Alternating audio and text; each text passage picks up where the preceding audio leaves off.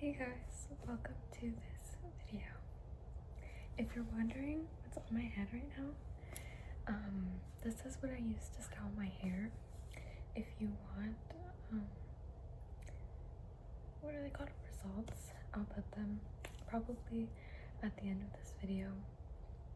Just because I know if I saw something like this on somebody's head, I'd be like, I wonder what that ends up looking like once it's like done. But yeah. Anyways, today we're gonna be reading Caraval, and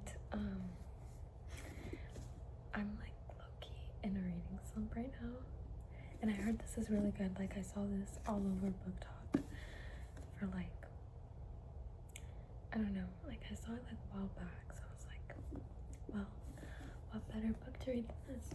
But anyways, tonight my goal is to read 30 pages. So let's get started. Okay, so we are on this page, chapter 1. Okay. It took 7 years to get the letter right. Let me read that again. It took 7 years to get the letter right.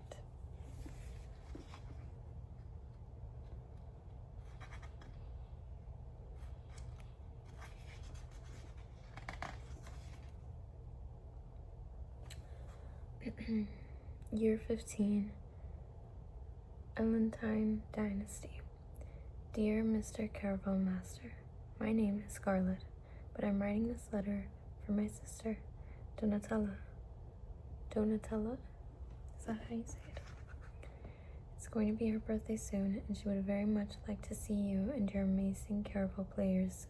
Her birthday is the 37th day of the growing season, and it would be the most wonderfulest birthday ever if you came.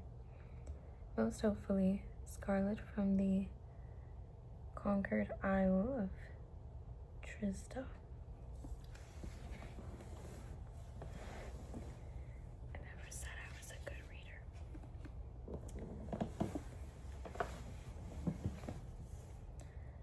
Dear Mr. Caraval, year 51, Elentine Dynasty.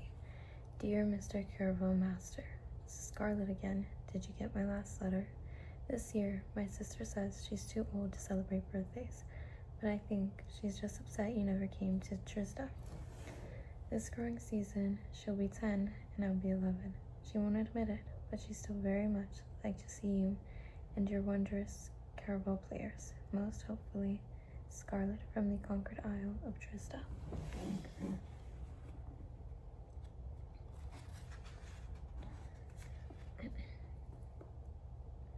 Year 52, Elentine Dynasty.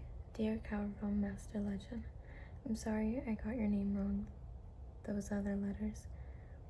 I hope that's not why you haven't came to Trista. My little sister's birthday wasn't the only reason I've wanted you. I've wanted you to bring your amazing Caraval players here. I'd love to see them too. Sorry this letter is short. My father will be angry if he catches me writing to you. Most hopefully, Scarlet from the conquered Isle of Trista. Year 52, Elentine Dynasty. Dear Caraval Master Legend, I just heard the news, and I wanted to send my condolences. Even though you still haven't come to Trista or responded to any of my letters, I know you're not a murderer. I was very sorry to hear you won't be traveling for a while. Most kindly, Scarlet from the conquered Isle of Trista.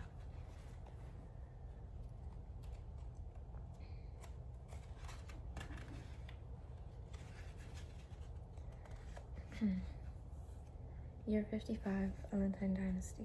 Dear Master Legend, do you remember me, Scarlet, from the conquered Isle of Trista? I know it's been a few years since I wrote. I heard you and your players have started performing again. My sister told me you never visited the same place twice, but a lot has changed since you visited here 50 years ago, and I truly don't believe anyone would like to see one of your performances more than I would. Most hopefully, Scarlet. Year 56, Elentine Dynasty. Dear Master Legend, I heard you visited the capital of the Southern Empire last year and changed the color of the sky. Is that true? I actually tried attending with my sister, but we're not supposed to leave Trista. Sometimes I believe I'll never get farther than the Conquered Isle, I suppose. That's why I wanted you and your players to come here so badly. It's probably futile to ask again, but I do hope you'll consider coming. Most hopefully, Scarlet from the Conquered Isle of Trista.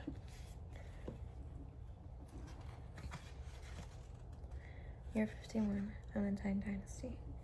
Dear Master Legend, this will be my final letter. I'm going to be married soon, so it's probably best you and your players don't come to Trista this year. Scarlet Dragna.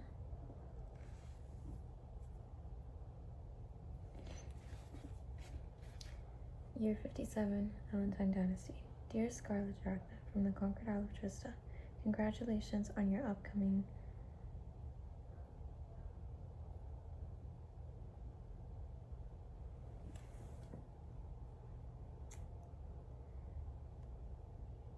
nuptials. I don't know if I read that right. I'm sorry I cannot bring my players to Trista. We're not traveling this year. Our next performance is by invitation only, but I almost look forward to meeting you and your fiancé if you could find a way to leave your isle and join us. Please accept this enclosed. What does this say? Enclosed as a gift from the pen of Caraval Master Legend. Usually when I read in my head, I skip over words I don't know how to read, that I don't really care for. What is this? Oh, I see now. Oops. Okay, we're on chapter 2, page 12. Scarlet's feelings came in colors even brighter than usual. The urgent red of burning coals, the eager green of new grass buds, the frenzied yellow of a flapping bird's feathers. He'd finally written back. She read the letter again and again and again.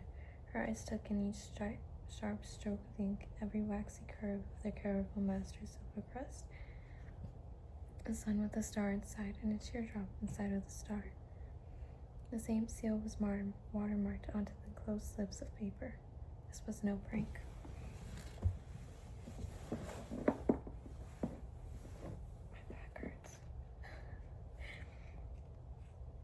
Donatella!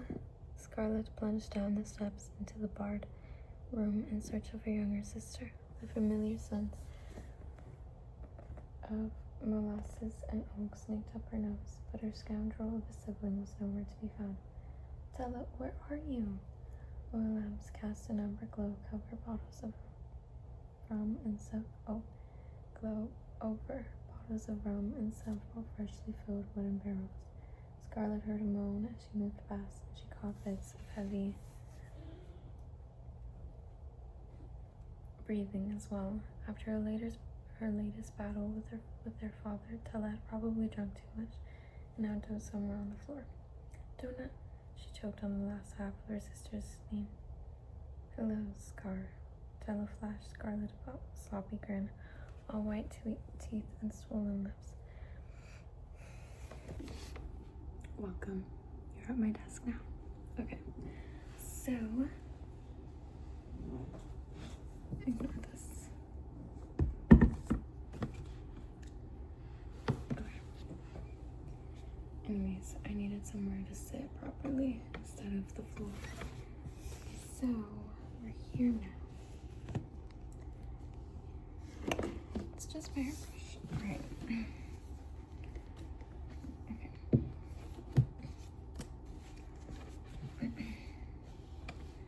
Tella flashed Scarlet a sloppy grin, all white teeth and swollen lips. Her honey blonde curls were a mess as well, and her shawl had fallen to the floor. But it was the sight of the young sailor with his hands wrapped around Tella's waist that made Scarlet mutter, "Did I interrupt something?" "Nothing, we can't start up again." The sailor spoke with a lifting Southern Empire accent, far smoother sounding than the sharp Meridian Empire tongue Scarlet was accustomed to. Tella giggled, but at least she had the grace to blush a little. "Scar, you know Julian, right?" "Lovely seeing you, Scarlet." Julian smiled, as cool and seductive as a slice of shade in the hot season. Scarlet knew the polite response would be something on the lines of, "Good to see you too." But all she could think about were his hands still coiled around Tella's periwinkle skirts, playing with the tassel in her bustle as if she were a parcel he couldn't wait to unwrap. Julian had only been on the Isle of Trista about a month. When he'd swaggered off his ship, tall and handsome with golden brown skin, he drew almost every woman's eye. Even Scarlett's head had turned briefly, but she'd known better than to look any longer. Tella, mind if I pull you away for a moment? Scarlett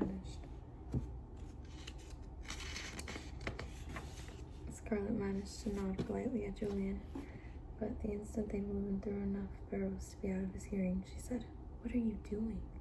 "Scar, you're getting married. I would think you'd be aware of what occurs between man and woman." Tella nudged her sister's shoulder playfully. "That's not what I'm talking about. You know what will happen if Father catches you. Which is why I don't plan on getting caught." "Please be serious," Scarlett said. "I am being serious. If Father catches us, I'll just find a way to blame it on you." Tella gave a tart smile. "But I don't think you came down here to talk about that." Her eyes dropped to the letter in Scarlett's hands. The hazy glow of the lantern caught the metallic edges of the paper, making them blaze a shimmery gold, the color of magic and wishes and promises of things to come. The address on the envelope lit up with equal luster. Miss Scarlett Dragna, care of the priest's confessional, Trista, Conquered Isles of the Meriden Empire. Tella's eyes sharpened as she took in the radiant script. Scarlett's sister had always liked beautiful things, like the young man still waiting for her behind the barrels. Often, if Scarlett lost one of her prettier possessions, she could find it. Often, if Scarlett lost one of her prettier possessions, she could find it tucked away in her younger sister's room. But Tella didn't reach out to take this note. Her hands remained at her sides as if she wanted nothing to do with it. "Is this another letter from the Count?" She spat out the title as if he were the devil. Scarlett considered defending her fiancé, but her sister had already clearly expressed her thoughts on Scarlett's engagement. It made no difference that arranged marriages were very much in fashion throughout the rest of the Meridian Empire, or that for months the Count had faithfully sent Scarlett the kindest letters. Tella refused to understand how Scarlett could marry someone she'd never met in person, but wedding a man she'd never seen frightened Scarlett far less than the thought of staying on Trista. "Well," Tella pressed, "are you going to tell me what it is then?" "It's not from the Count." Scarlett spoke quietly, not wanting Tella's sailor friend to overhear. "It's from the Master of Caraval. He wrote you back." Tella snatched the note. "God's teeth." Shh. Sorry. Scarlett pushed her sister back towards the barrels. "Someone might hear you." "Am I not allowed to celebrate now?" Tella retrieved the 3 slips of paper hidden within the invite. Lamplight caught their water seals. For a moment they glowed gold, like the edges of the letter, before shifting to a dangerous shade of bloody crimson. "Do you see that?" Tella gasped, as swirls of silver letters materialized across the page, slowly dancing into words. "Admit one, Donatella Dragna of the Conquered Isles." Scarlett's name appeared on the other.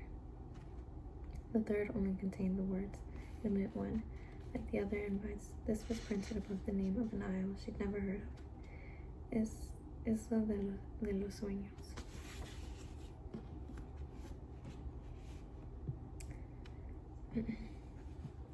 Scarlett imagined this nameless invitation was meant for her fiancé. For a moment, she thought of how romantic it could be to experience Caraval with him once they were married. "Oh look, there's more." Tella squealed as new lines of script appeared on the tickets. "To be used once to gain entrance into Caraval. Main gates close at midnight on the 13th day of the growing season. During the 57th year of the Elentine dynasty, anyone who arrives later than this will not be able to participate in this game or win this year's prize of one wish." "That's only 3 days away," Scarlett said, the bright color she'd felt before turning to her usual dull shades of gray and disappointment. She should have known better than to think, even for a moment, that this would work out. Maybe if Caraval were in 3 months, or even 3 weeks, sometime after she was married. Scarlett's father had been secretive about the exact date of her wedding, but she knew it would not be in less than 3 days. Leaving before then would be impossible and far too dangerous. "But look at this year's prize," said Tella. "A wish. Thought you didn't believe in wishes." And I thought you'd be happier about this, Della said. You know people would kill to get their hands on these. Did you not see the part where he said we need to leave this isle? No matter how badly Scarlet longed to go to Caraval, she needed to get married even more. To make it in 3 days, we'd probably have to leave tomorrow. Why do you think I'm so excited? The glimmer in Tella's eyes grew brighter when she was happy. The world turned shimmery, making Scarlet want to beam along with her and say yes to whatever her sister desired. But Scarlet had learned too well how treacherous it was to hope in something as elusive as a wish. Scarlet sharpened her voice, hating herself for being the one to crush her sister's joy, but better she than someone who would destroy even more than that. Were you also drinking rum down here? Have you forgotten what father did the last time we tried to leave Trista? Della flinched. For a moment, she looked like the fragile girl she pretended so hard not to be. Then, just as quickly, her expression changed, pink lips curving once again, shifting from broken to unbreakable. That was 2 years ago. We're smarter now. We also have more to lose, Scarlet insisted. It was easier for Tella to brush aside what had happened when they'd attempted to go to Caraval before. Scarlet had never told her sister that the entirety of what their father had done was retribution. She'd not wanted Tella to live in that much fear, to constantly look over her shoulder, to know there were worse things than their father's standard forms of punishment. Don't tell me this is because you're afraid it will interfere with your wedding. Tella gripped the tickets tighter. Stop. Scarlet grabbed them back. You're going to crinkle their edges. And you're avoiding my question, Scarlet. Is this about your wedding? Of course not. It's about not being able to get off the island tomorrow. We don't even know where this other place is. I've never heard of Isle de los Sueños, but I know it's not one of the conquered isles. I know where it is. Julian stepped out from behind several rum barrels, flashing a smile that she'd make no apology for listening in on a private conversation. Yeah, why was he being so nosy? But, tell me where it is. This doesn't concern you, Scarlet waved him away with her hand. Julian looked at her strangely, as if a girl had never dismissed him. I'm only trying to help. You've never heard of this isle because it's not part of the Meridian Empire. It's not ruled by any of the 5 empires. Isle de los Sueños is Legend's private isle, only about 2 days' journey. If you want to go there, smuggle you onto my ship for a price. Julian eyed the 3rd ticket. Thick lashes lined his light brown eyes, just made for convincing girls to lift their skirts and open their arms. Tella's words about people who'd kill for the tickets echoed in Scarlet's mind. Julian might have had a charming face, but he also had that Southern Empire accent, and everyone knew the Southern Empire was this lawless place. No, Scarlet said. It's too dangerous if we get caught. Everything we do is dangerous. We'll be in trouble if we get caught down here with a boy, Tella said. Julian looked offended at being referred to as a boy, but Tella went on before he could argue. Nothing we do is safe, but this is worth the risk. You've waited your whole life for this, wished on every fallen star, prayed as every ship came into port that it would be you, that magical one carrying the mysterious Caraval performers. You want this even more than I do. Whatever you've heard about Caraval, it doesn't compare to the reality. It's more than just a game or performance. It's the closest you'll ever find to magic in this world. Her grandmother's words played in Scarlet's head as she looked at the slips of paper in her hand. The Caraval stories she adored as a young girl never felt more real than they did in that moment. Scarlet always saw flashes of color attached to her strongest emotions, and for an instant, goldenrod desire lit up inside her. Briefly, Scarlet let herself imagine what it would be like to go to Legend's private isle, to play the game, and win the wish, freedom, choices, wonder, magic. A beautiful, ridiculous fantasy. It was best to keep it that way. Wishes were about as real as unicorns. When she was younger, Scarlet had believed her Nana's stories about Caraval's magic, but as she'd grown, she'd left those fairy tales behind. She'd never seen any proof that magic existed. Now it seemed far more likely that her Nana's tales were the exaggeration of an old woman. A part of Scarlet still desperately wanted to experience the splendor of Caraval, but she knew better than to believe its magic would change her life. The only person capable of giving Scarlet or her sister a brand new life was Scarlet's fiancé, the Count. Now that they were no longer to the lamplight. The script on the tickets had vanished, and they looked almost ordinary again. Tella, we can't. It's too risky if we try to leave the aisle. Scarlet broke off as the stairs to the barrel room creaked. The heavy tread of boots followed, at least 3 steps. Scarlet shot a panicked look at her sister. Tella cursed and quickly made a motion for Julian to hide. We have 10 more pages to go. Don't disappear on my account. Governor Dragnet finished his descent, the sharp odor of his heavily perfumed suit spoiling the pungent sense of the barrel room. Quickly, Scarlet shoved the letters into her dress pocket. Behind her father, 3 guards followed us every step. I don't believe we've met. Ignoring her daughter, Governor Dragnet reached a gloved hand toward Julian. He wore his plum-colored gloves, the shade of dark bruises and power. But at least he still had the gloves on. A picture of civility, Governor Dragnet liked to dress impeccably in a tailored black frock coat and striped purple waistcoat. He was in his mid-40s, but he'd not let his body turn to fat like other men. Keeping with the latest fashion, he kept his blonde hair tied back with a neat black bow, showing off his manicured eyebrows and dark blonde goatee. Julian was taller, yet the governor still managed to look down upon him. Scarlet could see her father praising the sailor's part, brown coat, and his loose breeches tucked into scuffed knee-high boots. It said much about Julian's confidence that he didn't hesitate before offering the governor his own ungloved hand. Good to meet you, sir.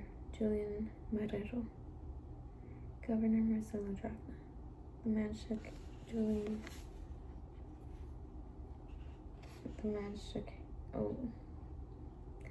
men shook hands. Julian attempted to pull away, but the governor held on tight. Julian, you must not be from this isle. This time, Julian didn't hesitate. No, sir. I'm a sailor, first mate of El Beso Dorado. So you're only passing through, the governor smiled. We like sailors here. It helps our economy. People are willing to pay a lot to dock here, and they spend more money while they visit. Now tell me, what did you think of my rum? He waved his free hand around the barrel room. Imagine that's what you were down here tasting. When Julian didn't answer right away, the governor pressed harder. Was it not to your liking? No, sir. Yes, sir. Julian corrected. Everything I've tried is very good. Including my daughters. Scarlet tensed. I can smell from your breath you weren't sipping any rum, said Governor Dragna. And I know you weren't down here playing cards or saying prayers. So tell me, which of my daughters were you tasting? That is so weird. Why do you have to say it like that? Which of my daughters were you tasting? Enough. Why are you making it so weird? Enough. Just tell him to get out and get on with it. Oh my gosh.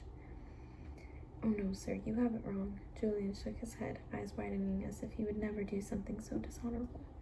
It was Scarlet, Tella broke in. I came down here and caught them in the act. Burn her ticket.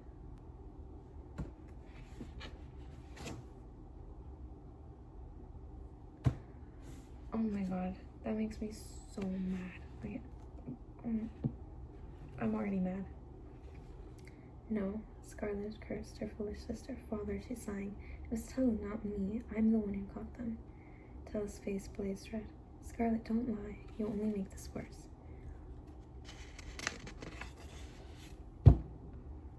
What chapter does she die? I'm kidding, y'all. I'm kidding. I'm not lying. Father, it was Tella. Do you think I'd really do something like this weeks before my wedding? Father, don't listen to her, Tella interrupted. I heard her whispering about how she thought it would help with her nerves before the wedding. That's another lie. Enough!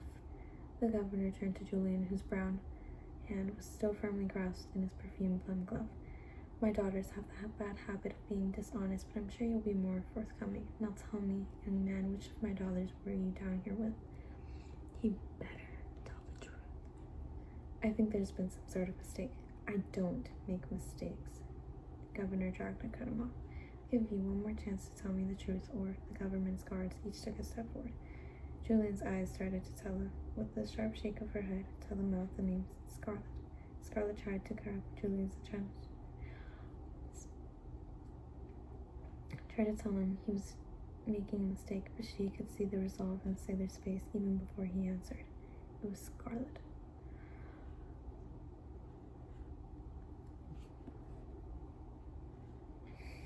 Reckless boy. He no doubt believed he was doing Tella a favor when he was doing quite the opposite. The governor released Julian and removed his perfume thumb gloves. I warned you about this, he said to Scarlet. You know what happens when you disobey. So like, kill them both? Oh my gosh. Girl, you're not my sister anymore. This is, oh my gosh. Okay. Father, please, it was only a very brief kiss. Scarlet tried to step in front of Tella, but a guard pulled Scarlet back towards the barrels, grabbing her roughly by the elbows and yanking them behind her. She fought to protect her sister, for it wasn't Scarlet who would be punished for this crime. Every time Scarlet or her sister disobeyed, Governor Dragnet did something awful to the other as punishment. Oh, wait, that's weird. Then why did... Oh, I get it. Just kidding. I don't hate her. I don't hate anybody. Just kidding. Oh, that's why she was like, then I'll find a way to blame it on you. That way Scarlet doesn't get punished. Of course, of course.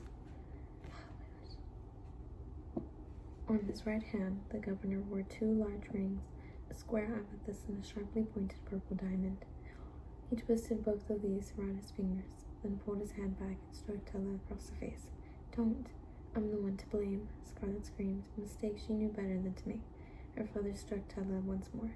For lying, he said. The second blow was harder than the first, knocking Tella to her knees as streams of red poured down her cheek. Satisfied, Governor Dragna stepped back. He wiped the blood from his hand on one of his guard's vests, then he turned to Scarlet. Somehow he appeared taller than before, while Scarlet felt as if she had wilted in size. There was nothing her father could do that hurt her more than watching him hit her sister. Don't disappoint me again. I'm sorry, Father. I made a foolish mistake. Who is stopping? It was the truest thing she said all morning. She might not have been the one that Julian had tasted, but once again, she had failed to protect her sister. I won't repeat it. I hope you mean that. Okay, the thing is, the sister did that to herself. She knew she wasn't supposed to do that, but she didn't care, and she knew that if she'd get caught, she would be the one to be hurt. You shouldn't blame yourself for that. Anyways, I hope you mean that. The governor put his gloves back on, then reached into his frock coat and retrieved a folded letter. I probably shouldn't give this to you, but maybe it will remind you of everything you have to lose. Your wedding will be 10 days from today, the end of next week, on the 20th. If anything gets in the way of it, more than your sister's face will bleed. I'm so sorry about this topic. So I'm actually going to end the video here because my family's being kind of loud. It's also getting kind of late, so I'm gonna stop the video here. We ended on chapter 3. I was gonna read until chapter 4, but I'm kind of tired already. And yeah, but yeah, good night, guys.